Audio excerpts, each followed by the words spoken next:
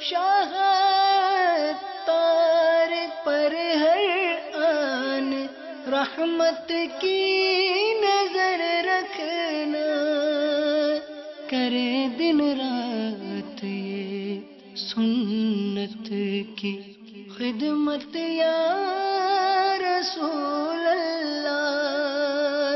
الحمد للہ رب العالمین والصلاة والسلام على سید المرسلین، اما بعد فاعوذ باللہ من الشیطان الرجیم، بسم اللہ الرحمن الرحیم۔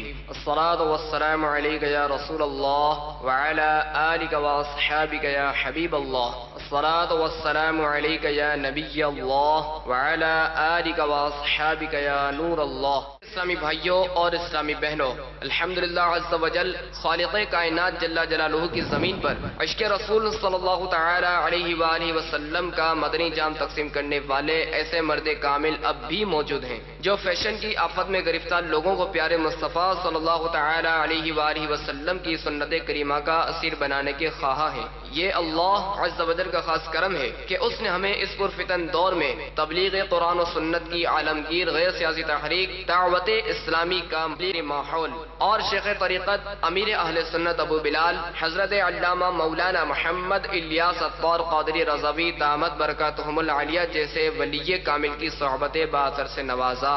یقیناً امیر اہل سنت دامت برکاتہم العالیہ ان عظیم ہستیوں میں سے ایک ہیں جن کی مخلصانہ جد و جہد کی برکت سے ہزاروں نہیں بلکہ لاکھوں مسلمان بالخصوص نوجوان برائیوں سے تائب ہو کے نیکیوں کی راہ پر گامزن ہو چکے ہیں۔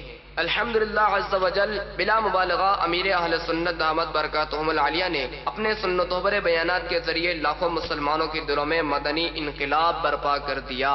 لہذا تمام اسلامی بھائی اور اسلامی بہنیں اس بیان کو توجہ کے ساتھ سماعت فرمائیں۔ الحمدللہ رب العالمین والصلاة والسلام علی سید المرسلین، اما بعد فاعوذ باللہ من الشیطان الرجیم، بسم اللہ الرحمن الرحیم۔ الصلاة والسلام علیک یا رسول اللہ وعلی آلک واصحابک یا حبیب اللہ۔ الصلاة والسلام علیک یا نبی اللہ وعلی آلک واصحابک یا نور اللہ۔ پیارے پیارے اسلامی بھائیوں، ایک بار مدینے کے تاجدار صلی اللہ علیہ وسلم کی خدمت نور بار امیر المومنین حضرت سیدنا عثمان غنی ذی النورین جامع القرآن حاضر ہوئے اور عرض کی یا رسول اللہ صلی اللہ علیہ وسلم، آج آپ کی میرے غریب خانے پر دعوت ہے۔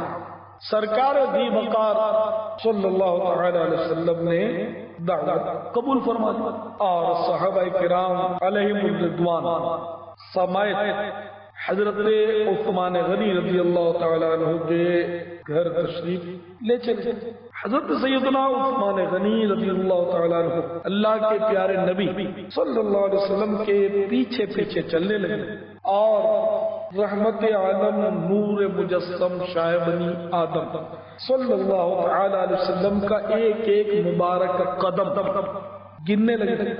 مدینے کے تاجدار رسولوں کے سردار صلی اللہ علیہ وسلم نے استفسار فرمایا، اے عثمان رضی اللہ تعالی، یہ میرے قدم کیوں گن رہے ہیں؟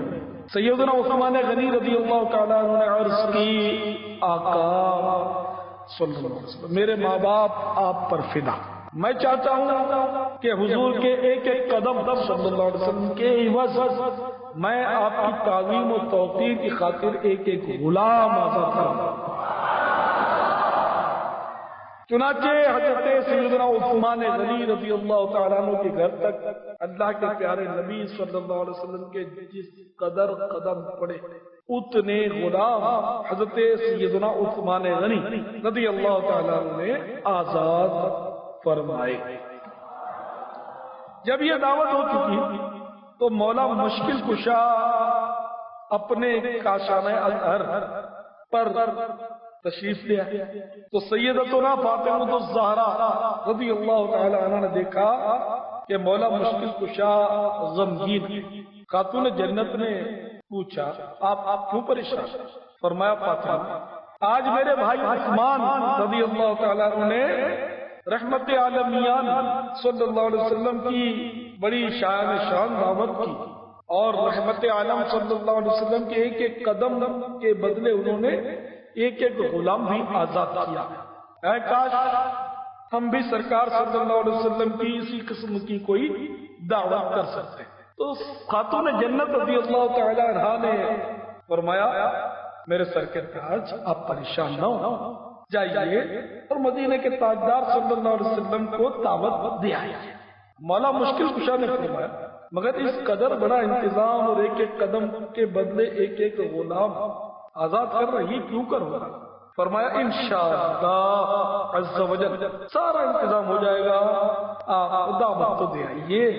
چنانچہ مولا مشکل کشا علی المرتضی قدم اللہ تعالی وجہہ الکریم بارگاہ رؤوف الرحیم صلی اللہ علیہ وسلم میں حاضر ہو گئے اور دعوت پیش کر دی۔ آمینہ کے مہکتے پھول نے دعوت قبول فرما لی اور پھر اپنے صحابہ کرام علیہم الرضوان سمیت شہزادی کونین خاتون جنت سیدۃ النساء فاطمہ الزہرا رضی اللہ تعالی عنہا کے دولت قدے پر تشریف لے چلے۔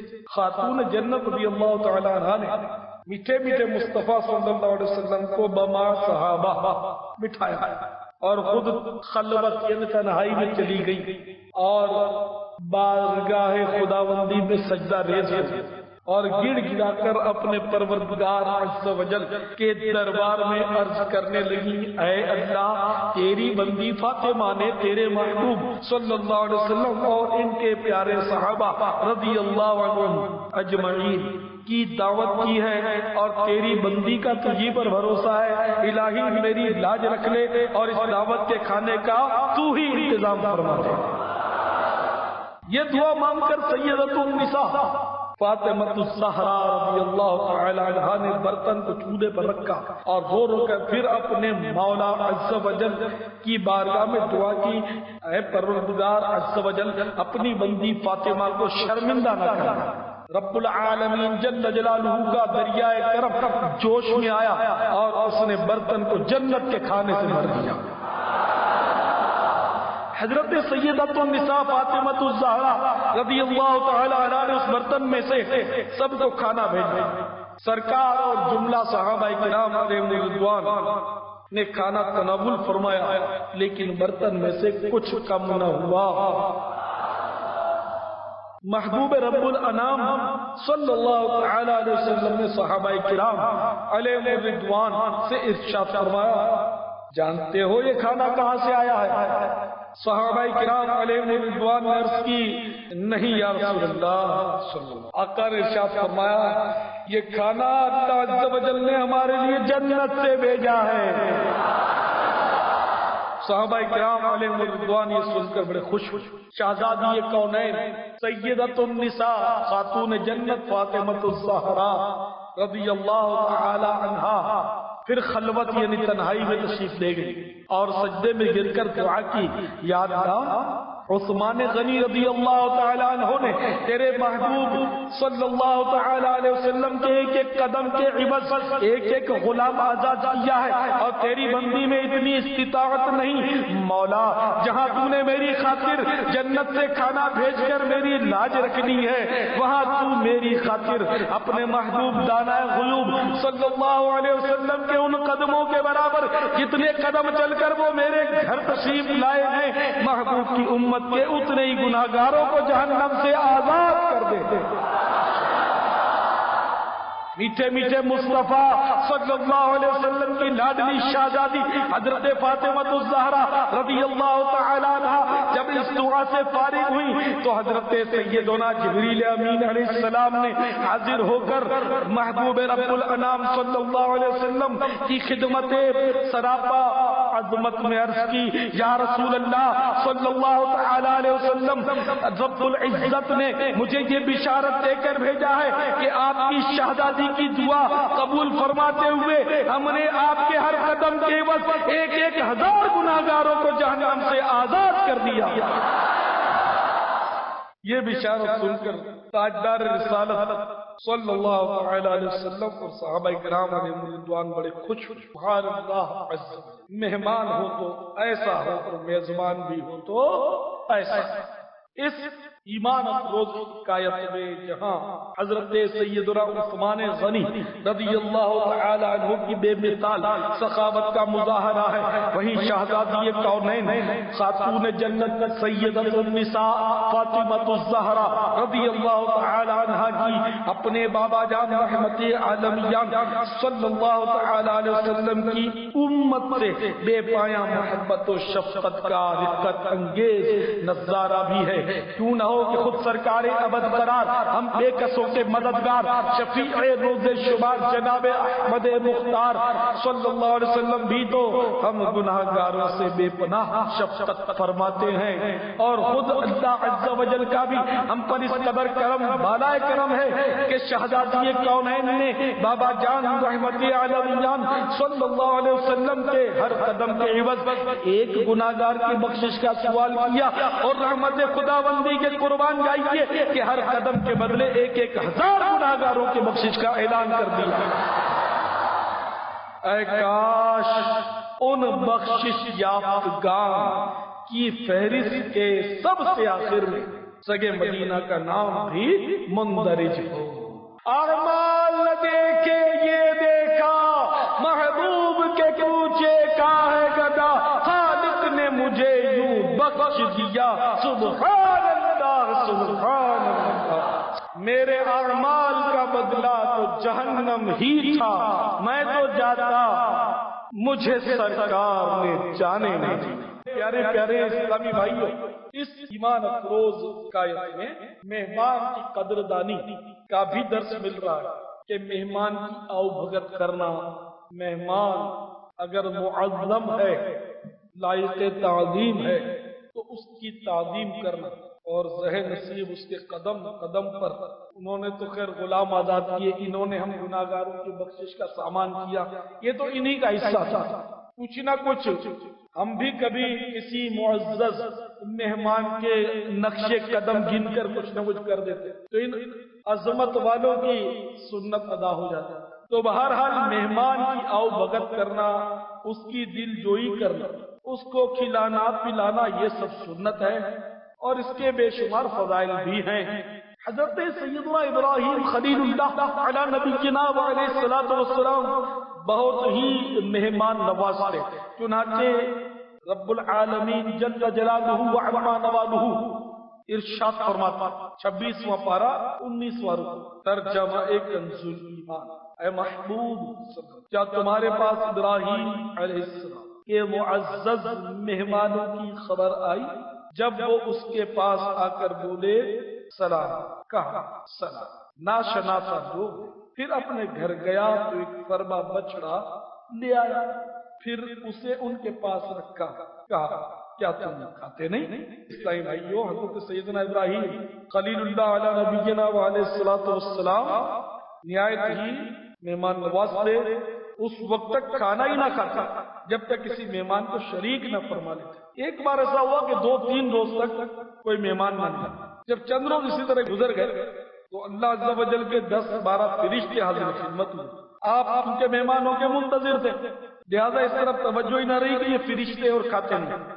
آپ علیہ الصلوۃ والسلام نے ایک بچڑا ذبح کر کے بھون کر ان کے آگے رکھ دیا، لیکن جب ان معزز مہمانوں نے کھانے کی طرف رغبت نہ کی، اس وقت آپ علیہ الصلوۃ والسلام کی توجہ شریف اس طرف گئی کہ یہ تو اللہ کے فرشتے، اور فرشتے کھاتے پیتے نہیں، ان کے ساتھ نفس نہیں ہے۔ کنز الایمان شریف کی تفسیر میں حضرت علامہ سید نعیم الدین مراد آبادی رحمت اللہ تعالی علیہ اس واقعہ کو نقل کرنے کے بعد تحریر فرماتے ہیں کہ سیدنا ابراہیم خلیل اللہ علی نبینا علیہ السلام کو گائے کا گوشت پسند تھا، تو جو کوئی یہ نیت کر کے گائے کا گوشت کھائے گا کہ یہ حضرت ابراہیم علیہ السلام کو پسند تھا، زیادہ ثواب ملے گا۔ حضرت سیدنا عطا رحمت اللہ تعالی علیہ فرماتے ہیں کہ حضرت ابراہیم خلیل اللہ علی نبینا علیہ السلام جب کھانا کھانے کا وقت آتا اور کوئی ساتھ کھانے والا نہ ہوتا تو 1 یا 2 میل تک اس کی تلاش میں نکل جاتے کہ کوئی ساتھ کھانے والا مل جائے۔ حضرت سیدنا اکرمہ رضی اللہ تعالی عنہ فرماتے ہیں کہ حضرت ابراہیم خلیل اللہ علی نبینا علیہ السلام کا لقب ابو ضیفان تھا، یعنی مہمانوں کا باپ، یہ مشہور صاحب کا لقب ابو ضیفان۔ ان کے مکان کے 4 دروازے تھے اور وہ دیکھتے رہتے تھے کہ کس دروازے سے کوئی مہمان آنے والا آ جاتا ہے۔ پیارے پیارے اسلامی بھائیو، ایک طرف سیدنا ابراہیم خلیل اللہ علیہ نبینا علیہ السلام کی مہمان نوازی کا جذبہ ملاحظہ فرمائیں اور دوسری طرف اپنی حالت پر نظر فرمائیں۔ اللہ عز و جل کی رحمت کو بصورت مہمان تلاش کرنے کا تو ہم تصور ہی نہیں کر سکتے۔ اگر کبھی اللہ عز و جل کی رحمت یعنی مہمان چل کر خود ہی گھر آ جائے تو ہم گھبرا جاتے ہیں اور فکر مند ہو جاتے ہیں کہ یہ مہمان جلدی جان چھوڑ جائے تو اچھا ہے۔ ہماری یہ بے حسی اور مفاد پرستی کا کب خاتمہ ہوگا؟ ہمارے اندر اخوت اور باہمی ہمدردی کا جذبہ کب پیدا ہوگا؟ جب حضرت سیدنا ابراہیم خلیل اللہ علی نبینا علیہ السلام سے کسی نے عرض کی کون سے عمل نے آپ کو اللہ عز و جل کا خلیل بنا دیا؟ خلیل بنے دوست۔ سیدنا ابراہیم خلیل اللہ علی نبینا علیہ السلام نے جواب ارشاد فرمایا 3 باتوں کی وجہ سے مجھے یہ شرف خدمت حاصل ہوا۔ نمبر 1، میں نے اللہ عز و جل کے حکم کو ہر ایک کے حکم پر ترجیح دی اور اسی کی اطاعت کی۔ نمبر 2، میں نے اپنے تمام کام رب الانام جل جلالہ کی کفالت یعنی ضمانت پر چھوڑ دیے۔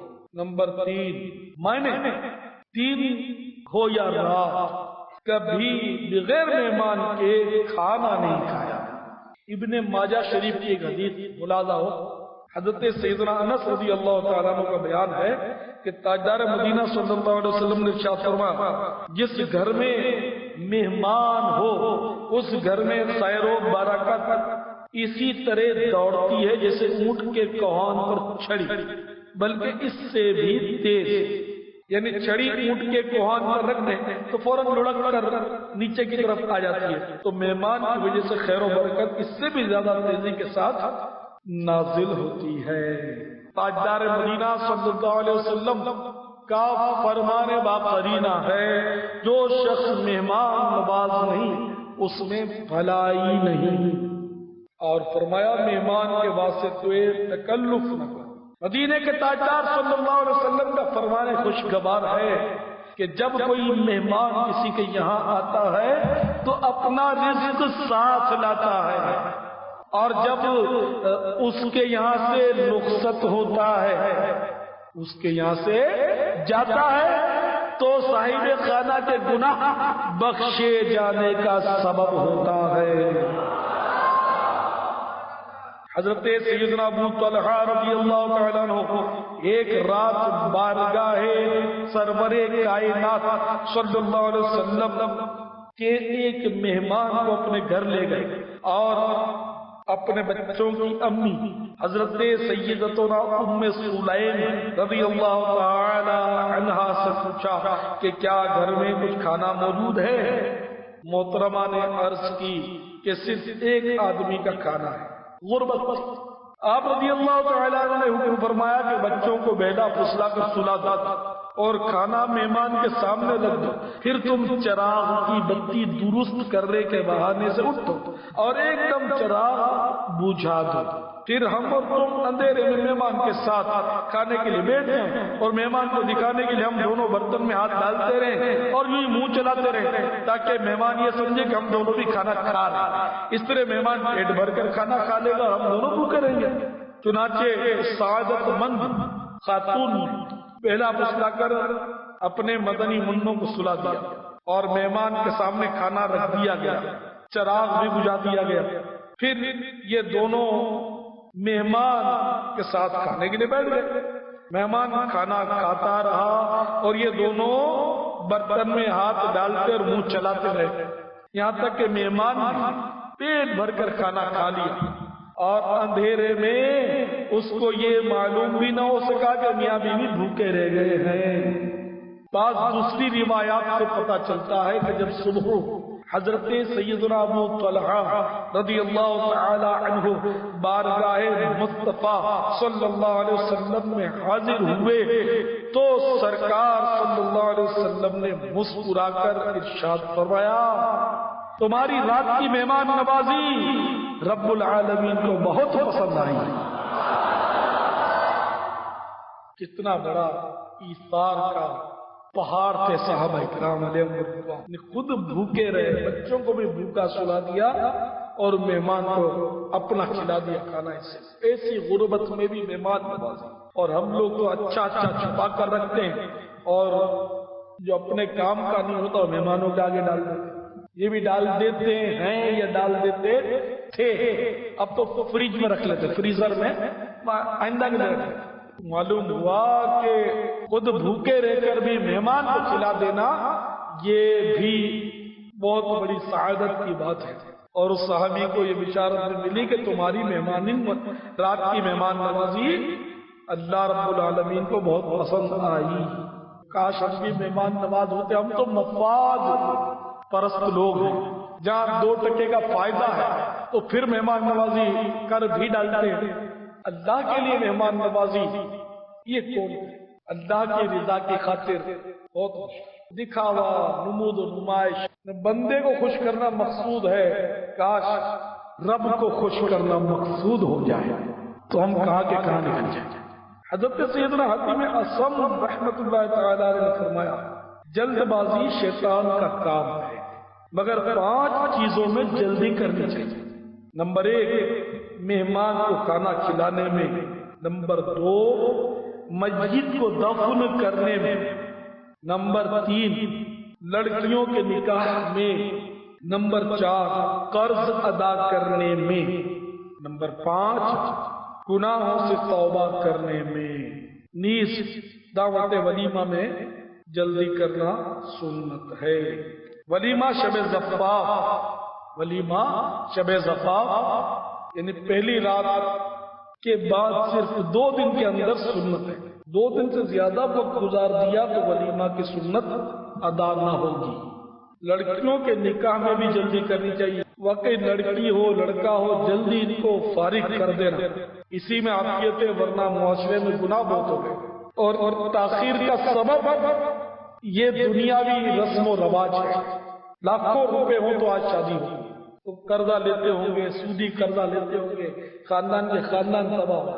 شادی خانہ بربادی کا سبب یوں بن رہی ہے، غلط رسم و رواج نے ستیہ ناش کر دیا معاشرے کا، بڑا برا حال ہو رہا ہے معاشرے کا۔ ہمیں غالباً ہمارے گناہوں کی سزا دنیا ہی میں دی جا رہی ہے کہ اب نیک رشتے کی قدر نہیں ہے، بلکہ دکھاوا، دنیاوی دولت، دنیاوی آسائش اور جو کچھ شادیوں میں ہوتا ہے آپ کو پتہ ہی ہے کہ رحمت کے فرشتوں کے ہر طرف سے داخلے بند کر دیے جاتے ہیں، اللہ کی رحمت کے نزول کی کوئی صورت نہیں رکھی جاتی، خوب ڈھول تاشے، ڈانس، رقص و سرود، ریکارڈنگ اور عورتوں کی بے پردگیاں، اور دولہا کا لڑکی کو بغیر شادی سے پہلے انگوٹھی پہنانا، ویڈیو بنوانا، پتہ نہیں کیا کیا مطلب یہ کہ حرکتیں کی جاتی ہیں کہ ہر طرف سے رحمت کے دروازے گویا بند کر دیے جاتے ہیں۔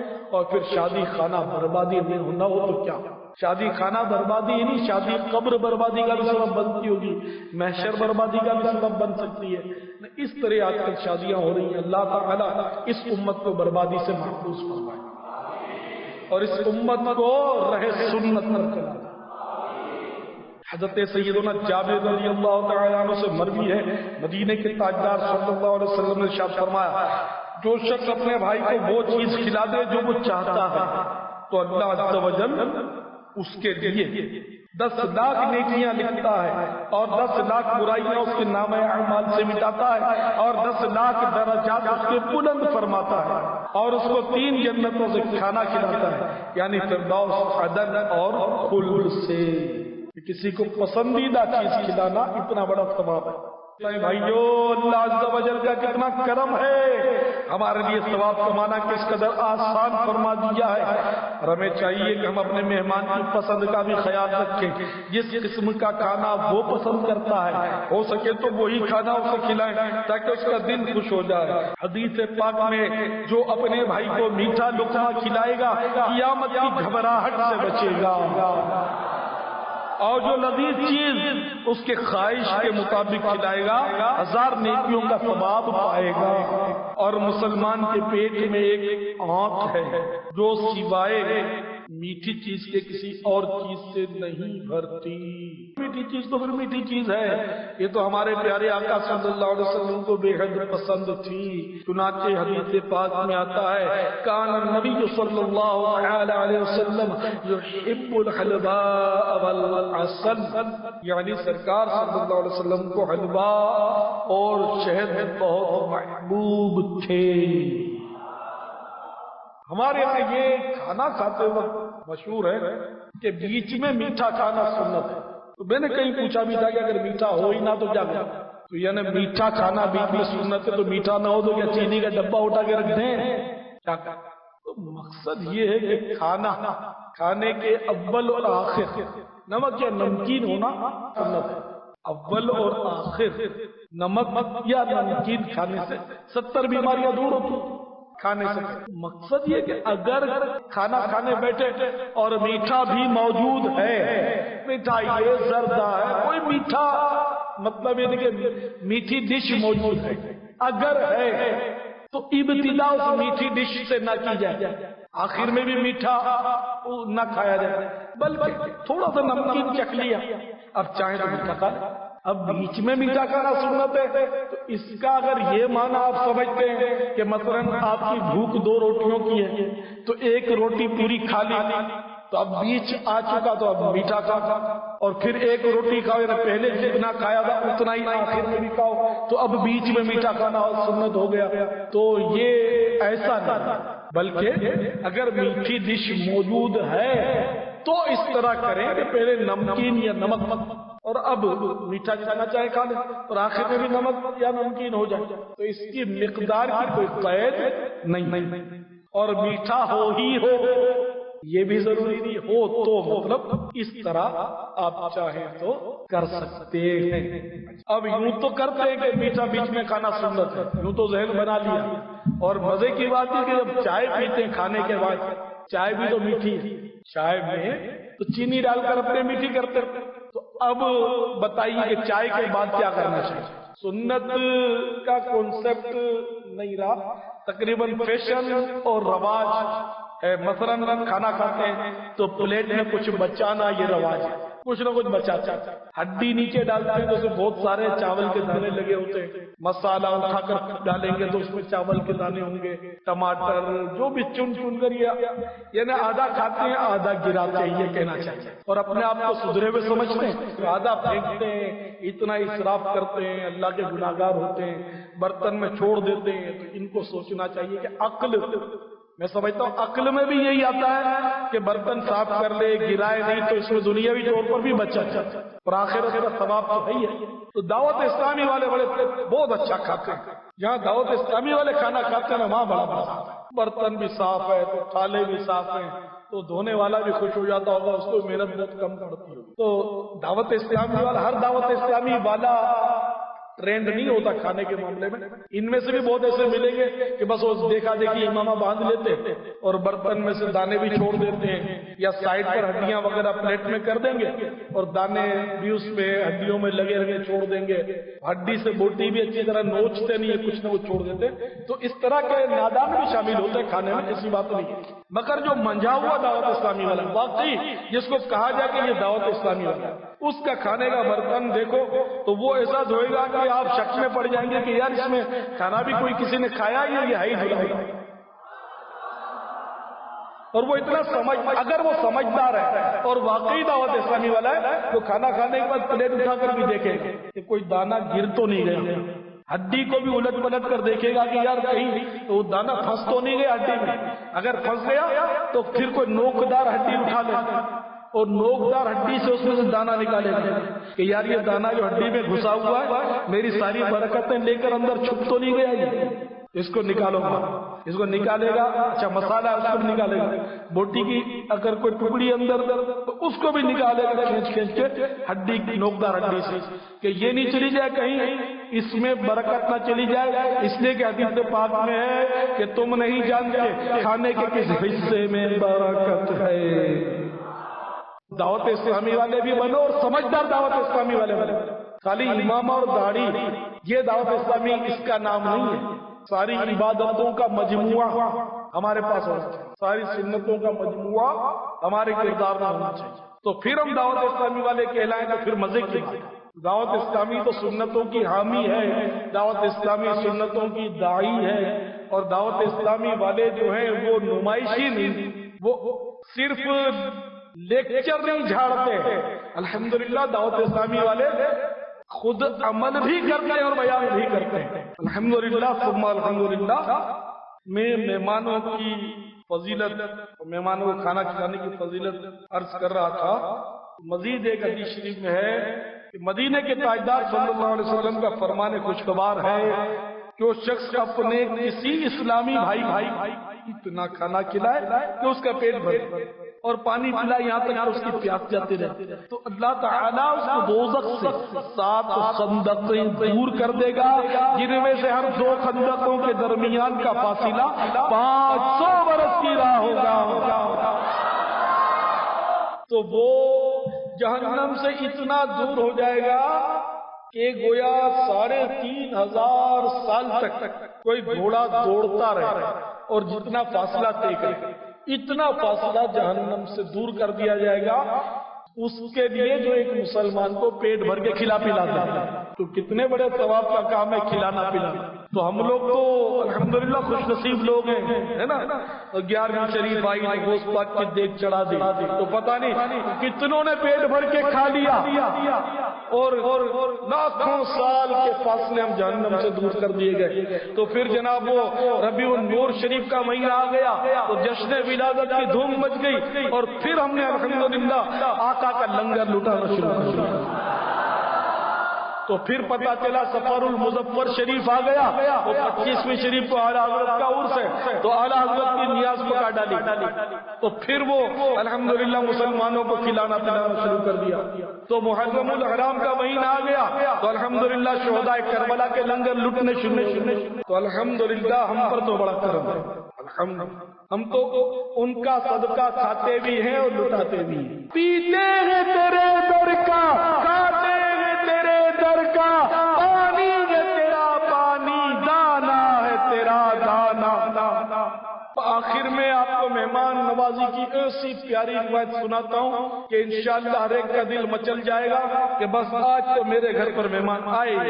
حضرت سیدنا انس بن مالک رضی اللہ تعالیٰ عنہ نے اپنے بھائی حضرت سیدنا براء بن مالک رضی اللہ تعالیٰ عنہ سے فرمایا, اے براء رضی اللہ تعالیٰ عنہ, آدمی جب اپنے بھائی کی اللہ عز و جل کے لیے مہمان نوازی کرتا ہے اور اس کی کوئی جزا اور شکریہ نہیں چاہتا تو اللہ تعالیٰ اس کے گھر میں 10 فرشتے بھیج دیتا جو پورے 1 سال تک اللہ عز و جل کی تسبیح و تحلیل اور تکبیر پڑھتے اور اس کے لیے یعنی میزبان کے لیے مغفرت کی دعا کرتے رہتے. اور جب سال پورا ہو جاتا ہے تو ان فرشتوں کی پورے سال کی عبادت کے برابر اس کے نامہ اعمال میں عبادت لکھ دی جاتی ہے. اور اللہ عز و جل کے ذمے یہ ہے کہ اس کو جنت کی لذیذ غذائیں، جنت الخلد اور نہ فنا ہونے والی بادشاہی میں کھلائے۔ کسی کے گھر مہمان کو کیا آتا ہے؟ گویا اللہ عز و جل کی رحمت کی چھم برسات شروع ہو جاتی، اس قدر اجر و ثواب اللہ۔ مگر یاد رہے اس میں بھی اور ہر عمل میں اخلاص شرط ہے۔ اگر کوئی دنیاوی مفاد یا شہرت کے پیش نظر کسی کی مہمان نوازی کرے تو پھر ثواب کی امید نہیں، اور ہرگز اس قسم کی بات زبان کو زبان دل میں بھی نہ لائیں کہ ہمارا مہمان تو بڑا بے مروت نکلا، کچھ دینا تو درکنار، زبانی شکریہ تک ادا نہ کیا، اس طرح ثواب ضائع ہو سکتا ہے۔ مہمان کے آگے جتنا بھی کھانا رکھا جاتا ہے وہ سارا حساب سے مستثنا الگ ہوتا ہے، بلکہ مہمان کے آگے بہت سارا کھانا رکھ دیا جائے، پھر اس میں سے جتنا بھی بچ رہے اسے کھاتے رہیں تو قیامت کے روز اس کا حساب بھی نہیں دیا جائے گا۔ اب یہ کہ مہمان کو بھی چاہیے کہ وہ اپنے میزبان پر بوجھ نہ بنے۔ چنانچہ سرکار صلی اللہ علیہ وسلم نے ارشاد فرمایا، جو شخص اللہ عز و جل اور قیامت کے دن پر ایمان رکھتا ہے وہ مہمان کا اکرام کرے۔ ایک دن رات اس کا جائزہ ہے اور 3 دن ضیافت ہے اور اس سے زیادہ صدقہ ہے، اور مہمان کے لیے جائز نہیں کہ کسی کے پاس اتنا ٹھہرے کہ اس کو تکلیف ہو۔ تو سمجھے نا کہ مہمانوں کو بھی چاہیے کہ وہ اپنے میزبان پر بوجھ نہ بن جائے، نیز ایسی فرمائشیں بھی نہ کریں جس کو میزبان پورا نہ کر سکے۔ ہاں اگر یہ معلوم ہے کہ فرمائش کرنا میزبان پر بوجھ نہیں ہوگا بلکہ اس سے میزبان خوش ہوگا تو اب اپنی پسند کا کھانا وغیرہ مانگنے میں حرج نہیں، جیسا کہ سیدنا امام شافعی رحمت اللہ تعالی علیہ بغداد معلیٰ میں حضرت سیدنا زعفرانی رحمت اللہ علیہ کے دولت خانے پر بطور مہمان ٹھہرے ہوئے تھے۔ زعفرانی صاحب رحمت اللہ علیہ روزانہ مختلف قسم کے کھانوں کی فہرست باورچی کے حوالے کر دیتے۔ ایک دن سیدنا امام شافعی رحمت اللہ علیہ نے اس فہرست میں ایک قسم کا کھانا بڑا دیا اور اس پر دستخط فرما دی۔ جب زعفرانی صاحب رحمت اللہ علیہ نے ایک اپنی کنیز کے ہاتھ میں وہ تحریر دیکھی تو بہت خوش ہوئے اور شکرانے میں اس کنیز کو آزاد کر دیا۔ تو یعنی کہ جیسا موقع کہ اگر میزبان آپ کی اتنی رسپیکٹ کرتا کہ آپ اگر اس کو کوئی فرمائش کریں گے تو وہ خوش ہو جائے گا، تب تو فرمائش کرنے میں حرج نہیں، لیکن اس کی سوچ ہونی چاہیے۔ اور ہر ایک اگر خوش فہمی میں پڑ جائے گا میں مانوں گا تو خوش ہو جائے گا تو یہ بھی بڑا مشکل ہے۔ تو یہ ذرا موقع محل کی بات ہے، جو استاد شاگرد سے فرمائش کرے اور استاد دیکھے کہ شاگرد بڑا سعادت مند ہے، بہت محبت کرتا ہے، تو عین ممکن ہے کہ وہ خوش ہو جائے۔ یا پیر ہے اپنے مرید کے گھر جائے اور اگر کوئی اس طرح کی درخواست کے فرمائش کرے تو اگر مرید واقعی اتنا اس کو نظر آتا سعادت مند ہے، بہت عقیدت مند ہے اور یہ فرمائش پوری کرے گا تب کی بات ہے۔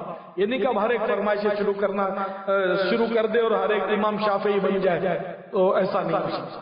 میزبان بدزن ہو جائے گا، زیادہ تر امکان یہی ہے کہ میزبان بدزن ہو جائے گا، اس لیے فرمائش سے گریز ہی کرنا چاہیے۔ جب امام شافعی بن جائے ہم تو پھر بھلے فرمائش شروع کر دیں، تو اب امام شافعی بن ہی نہیں سکتے جو فرمائشیں کرے۔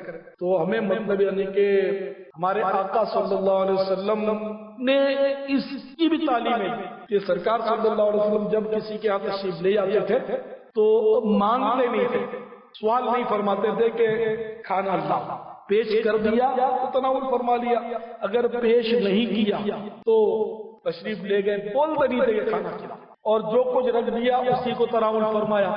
کھانے میں عیب کبھی نہیں نکالتے، جیسے ہم لوگ بولتے ہیں کہ یار یہ مسالہ بہت تیز کر دیا تم نے، یار نمک بہت کم ڈالا ہے، تم نے تو کھانا جلا دیا، جل گیا، بو آ رہی ہے، باسی ہے، ایسا ہے ویسا ہے، نمک مرچ تیز ہے۔ یعنی کہ کھانے میں جو عیب ہے وہ بھی نکالتے نہیں تھے، عیب نہیں نکالتے، سر عیب ہو تو نکالا جاتا ہے، ہو ہی نہ تو اس کو تو اس کا تو پھر حکم اور ہے۔ ہر ایک کا اپنا اپنا مطلب کھانے کا انداز ہوتا ہے، مزاج ہوتا ہے، تو ہو سکتا ہے کہ کھانا اس نے تو اچھا ہی بنایا ہے مگر ہمارے مزاج کے مطابق نہیں ہے، تو ہمیں قفل مدینہ لگانے میں عافیت ہے، اس پر تبصرہ نہ کیا جائے کہ یہ ایسا ہے تو ویسا ہے۔ تو بہرحال یہ کہ کھانے میں عیب نہیں نکالتے تھے، پسند آیا تناول فرماتے تھے، پسند نہیں آیا تو ہاتھ روک لیتے تھے، کھاتے تھے، ٹھیک ہے۔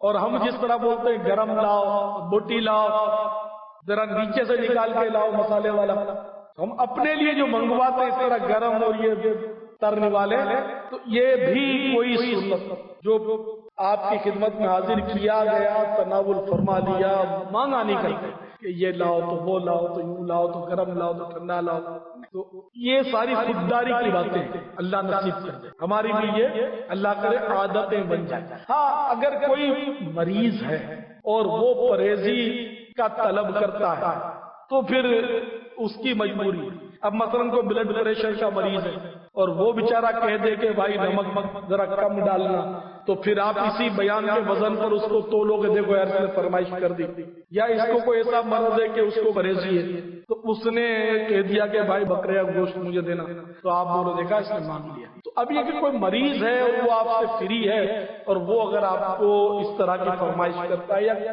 میرا مطلب آپ سمجھ گئے، تو پھر اس کو اس پر نہ پرکھا جائے۔ بات نفس کی ہے کہ اپنے نفس کے لیے ہم سوال نہ کریں، اللہ کرے نفس کی لذتوں کو اللہ ایسا بنا دے، خوددار بنا دے، اور مزہ وقت خودداری ہے۔ آدمی بھوکا مر جائے لیکن کسی کو یہ نہ کہے کہ مجھے بھوک لگی ہے مجھے کھانا۔ متوکلین کے واقعات پڑھتے ہیں یار ایمان تازہ ہو جاتا ہے، کئی روز تک بھوکے رہتے تھے، بولتے نہیں تھے کہ ہمیں کھانا، اور اللہ تعالیٰ ان کو اس طرح کے مطلب غیب کے خواب عطا فرماتا سبحان۔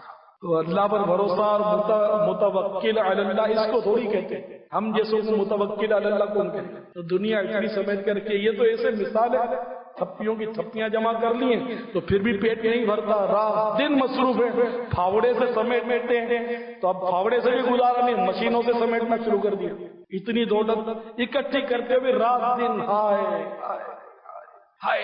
ہوئے، پھر کبھی ڈاکو اٹھا جاتا ہے، کبھی ڈکیتی پڑ جاتی ہے، تو کبھی یرغمال والا جاتا ہے، کبھی ڈاکٹر صاحب لے جاتے ہیں، کبھی کوئی لے جاتا ہے، کبھی اسپتال والا لے جاتا ہے، کبھی سرجن لے جاتا ہے، کبھی گم ہو جاتا ہے، کبھی آگ لگ جاتی ہے، پھر یوں بھی ہوتا، ہماری سیری نہیں ہوتی۔ ابن آدم کہتا میرا مال میرا مال میرا مال، اس کے مال تو دو ہی ہیں، کھا کر ہضم کر لیا، پہن کر پرانا کر لیا، باقی تو وارثوں کا مال۔ انسان اتنا حریص ہے کہ اس کو سونے کی دو وادیاں بھی مل جائیں بری ہوئی تو کہے گا تیسری مل جاتی تو اچھا تھا، اس کا پیٹ تو قبر کی مٹی ہی بھرے گی۔ یہ حدیثوں کا مضامین ہے، اتنا حریص اور لالچی ہے انسان، چین پڑتا نہیں، دولت دیکھ کر اس کو سنسنی پھیل جاتی ہے، نوٹیں دیکھ کر ایک دم سنسنی پھیل جاتی ہے، مال دیکھ کر منہ میں پانی آ جاتا ہے کہ بس یہ سودا کر ڈالو، وہ سودا لے لو، یہ خزانہ لوٹ لو، وہ خزانہ لوٹ لو، بس ہائے مال کرتے ہوئے دنیا سے چلا جاتا ہے۔ قبر میں آقا کی سنتیں کام آئیں گی، ایثار کام آئے گا، توکل کام آئے گا، تقوی کام آئے گا، پرہیزگاری کام آئے گی، نمازیں کام آئیں گی، روزے کام آئیں گے، سنتوں بھرا لباس کام آئے گا، امامہ کام آئے گا، داڑھی کام آئے گی، زلفیں کام آئے گی، خوش اخلاقی کام آئے گی، مہمان نوازی کام آئے گی۔ تو اللہ کرے یہ کام کے خزانے ہم سمیٹنا شروع کر دیں، اور اللہ تعالیٰ اتنا دے کہ بس ہم کسی کے محتاج ہیں، ضرورت سے زیادہ دے کر ہمیں امتحان میں نہ ڈالیں۔ شاہ تار پر ہر آن رحمت کی نظر رکھنا، کرے دن رات